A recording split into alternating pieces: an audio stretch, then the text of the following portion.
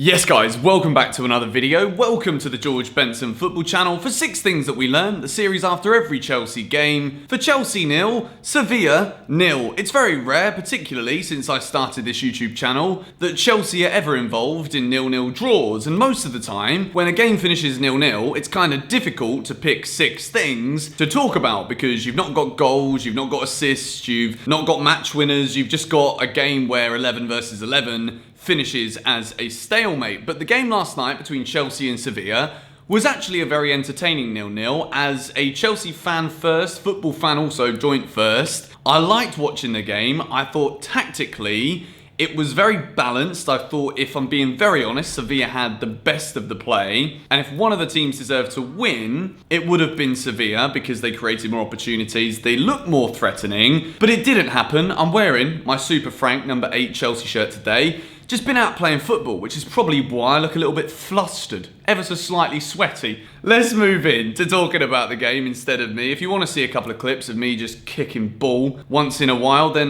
drop a like on the video and let me know in the comments down below. But we're going to start off with my Chelsea man of the match. It's not a blue box because it wasn't the most outstanding match-winning performance ever, but it certainly kept us in the game. Eduard Mendy, again, whenever I've seen Mendy play in a Chelsea shirt so far, it's not been that many times, but the confidence that this man has and the save where he kind of claws it out to hook the ball away was a very smart save. It was a big save, and if I look at the other 2 goalkeepers at the club, I do look at that save and think maybe those guys wouldn't have saved that. It's a very easy judgment for me to sit here and make, but Eduard Mendy made some very good saves, particularly in that first half, and if he didn't make them, Chelsea don't win the game. And I feel as though the defence are also a lot more confident. I'm going to go into this a little bit later, but he's very good with his feet as well. Right foot distribution, left foot distribution. You can see when he does catch the ball, he's trying to look for those early throws out, which is also something that Kepa's quite good at too. But I thought Mendy was very good, and he probably was my Chelsea man of the match. If I was going to give my man of the match to anybody, Eduard Mendy is that man. Made some big saves. And I move into box number 2, and sadly, this is a red box for Frank Lampard. I said before the game yesterday that it's very much on Lampard now to play players in their positions, to maybe stop trying to create different scenarios and put some of our best players in their best positions, even if that is at the detriment to some of the favoured players. And of course, I'm talking about Mason Mount. I love Mason. I think he's a very good player.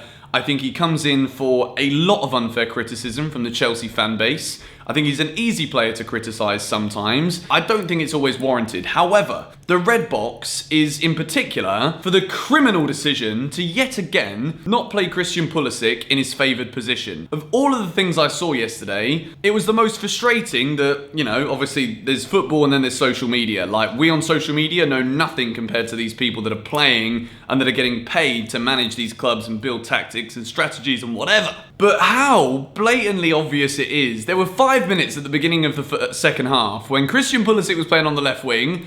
Chelsea created 3 chances, and then he moves back over to the right wing. It was only when Ziyech came on for Mount with like 25 odd minutes to go that we saw Pulisic back on the left wing. I don't know what needs to be said, what needs to be done in order for Lampard to start playing probably our best attacking player in his best position.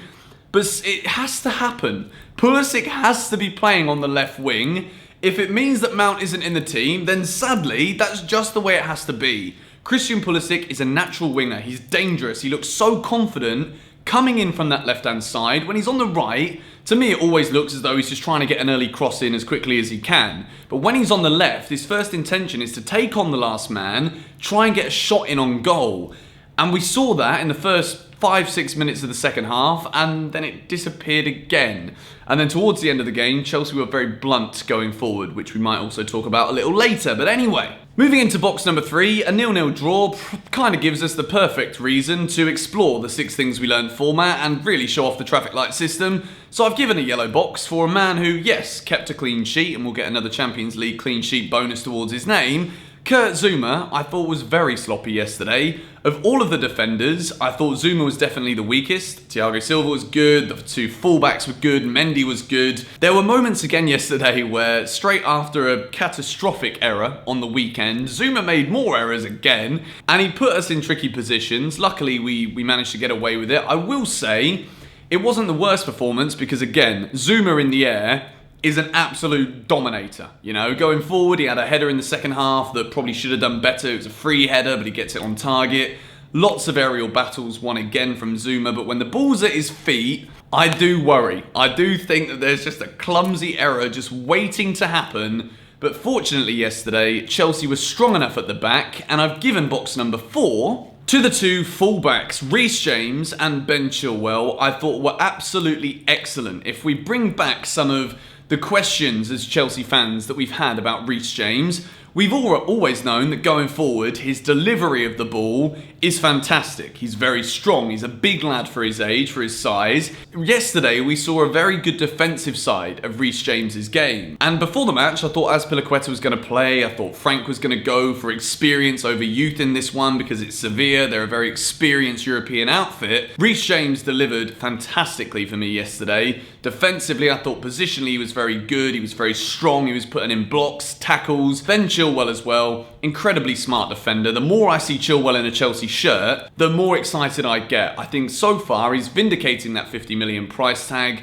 showing why Lampard and the rest of the Chelsea staff, Ashley Cole in particular, wanted him. I thought it was a brilliant performance from both of them. I think they tried to get forward as much as they could. We saw Chilwell ghosting in the box, almost scoring from a header. We saw Rhys James putting in some delicious balls over the top as well that nobody could get onto. I think Timo Werner yesterday didn't have his best game. He didn't look very sharp at all. Rhys James and Ben Chilwell get a green box. And I've given another green box in box number 5 to Thiago Silva. I don't think it's a coincidence that the 2 matches that both Mendy and Thiago Silva have been in the Chelsea starting 11, it's no coincidence that we've kept 2 clean sheets. I think there was a lot of frustration after that game yesterday, and for box number 6, we're probably going to go into that, and I'm going to talk about that frustration. But defensively, we look very, very solid. Sevilla are a good side. They had Luke de Jong up front, who's a dangerous man in the air. We nullified their aerial threat. They had one very good chance from, I think it was the guy, I can't remember his name, the number 8 now, who came on. He had that nice volley from a well-worked corner that went just over Thiago Silva's head and over the crossbar. Other than that, I think Chelsea shut up shop defensively very well.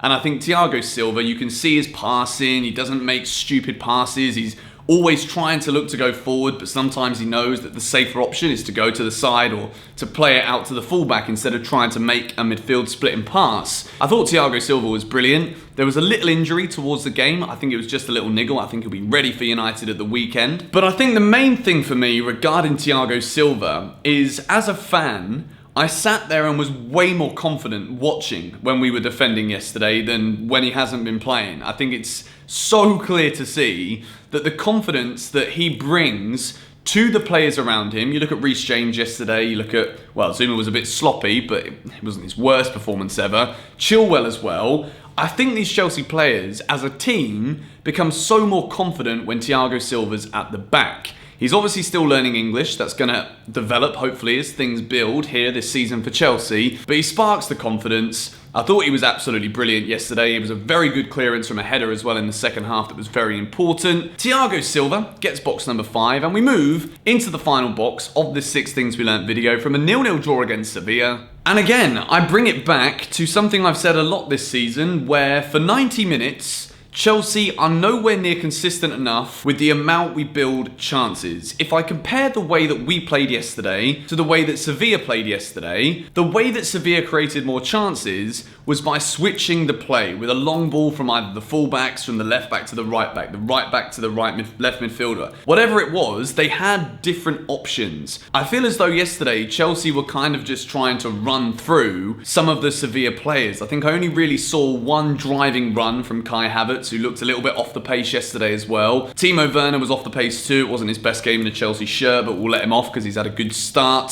Jorginho was trying to get forward as well. I thought Jorginho, despite the pointless yellow card, was very good yesterday again for Chelsea. I thought Kante wasn't at his best. Kovacic came on, and I think Kovacic was the man who actually did come on for Chelsea and gave us something, but in terms of creating, it didn't work. I thought we looked, for a team playing at home in the Champions League, we looked far too deep sitting back. We didn't manage to get out. We were pressing Sevilla, but we were never pressing, gaining the ball and maintaining possession of the ball, which was the key thing yesterday for Chelsea. There wasn't enough dynamic running, there wasn't enough dynamic passing, and I'd like to see a bit more range with what we're doing, as opposed to always just rolling it along the back to the full back, to the winger, then to the central midfielder, then maybe to the striker. I want to see a switch in the play. I want to see Rhys James pinging 40-yarders across to Chilwell, vice versa, so that teams don't know how predictable we're going to be. I think at the moment, Chelsea are very predictable in their attacks. We've obviously got a lot of quality, but it's the same every single time. So in order to fix that, what do I think could have happened? I think the game might have been crying out for Chelsea to finally try two strikers. I think Olivier Giroud and Timo Werner yesterday would have given Chelsea that option for the long ball. Giroud holding it up for Timo. I think it's something we might need to try. I'd love to know what you guys have to say about this in the comments down below. We've not seen Chelsea play with two strikers for quite some time.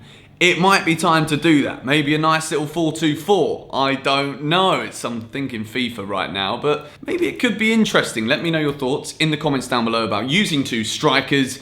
Thank you guys for watching today. As always with this series, it is all about what you guys have to say in the comments down below. Let me know the 6 things that you learned from Chelsea 0, Sevilla 0. Luckily, Rennes and Krasnodar was also a draw, so we're all on the same page. We've got 2 easier matches next, I'd say. I wouldn't want to, call out Rennes and Krasnodar and say it's definitely 3 points, but Chelsea should do well against those teams. If we don't, then, well, we flipping deserve to go out. Anyway, I'm going to take a little swig of a little bit of green tea, have a little shower, upload this for you guys, and I'll see you later for another video. Catch you in a bit. Come on, you Blues.